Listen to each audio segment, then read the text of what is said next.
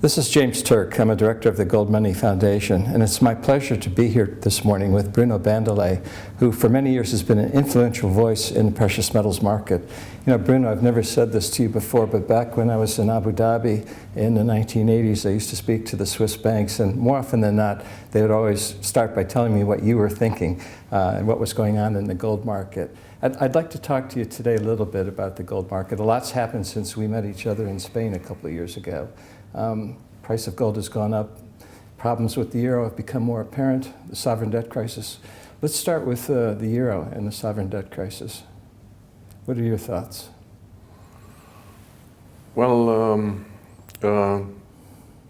I was against the euro from the beginning. I thought it was a terrible mistake, and it has turned out to be a fatal mistake. And now they are in a trap. The governments are in a trap. Whatever they do has very bad consequences. And nobody knows how long it will drag on. And I mean, certainly all big currencies, including the dollar and the euro, are in a kind of competition of ugliness. Yeah? But presently, the euro is worse off, I think, than the dollar. You know, the promise to the German people was that the ECB would be managed like the Bundesbank, and the euro would be, managed like the Deutschmark. But it's not working out that way. It seems that the euro is under political control, which is why they're buying government bonds. Would you agree with that? Yeah, it's completely about politics, and the euro, as it was planned and agreed upon in the Maastricht Treaty, and as it was promised to the German public, doesn't exist anymore. It's a completely different currency. You could say that the euro, which was founded in 1999, started as a kind of substitute for the Deutschmark. Mm-hmm. Then, since 2010, it became a French currency, French euro. And then the next thing will be that it becomes an Italian currency with an Italian president of the European Central Bank. So it develops from a fairly stable currency into a weak currency. But it seems that the German people are speaking in the sense that the local elections have been against the government. It's an indication of discontent about the euro. Would you say that that's a true statement?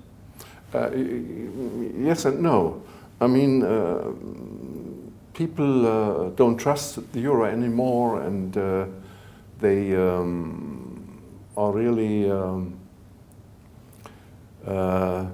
no longer in favor of what the government does. But the problem in Germany is practically all parties which sit in the parliament are in favor of this euro policy. So in contrast to other countries like Denmark, France, Austria, and so on, there's no political party in Germany which speaks out against the whole euro concept. In Finland, for example, the True Finn That's party, another example. Which got 20% or 19% of the vote in the recent election. There's no powerful voice like that here in Germany? No. Is there one likely to emerge, or are all of the politicians in favor of continuing the euro? Yes, momentarily, yes. In the end, I think such a new force could come out into the open, but not now. The German public is fairly apolitical, and they like to suffer, They more and more don't vote, but the political establishment is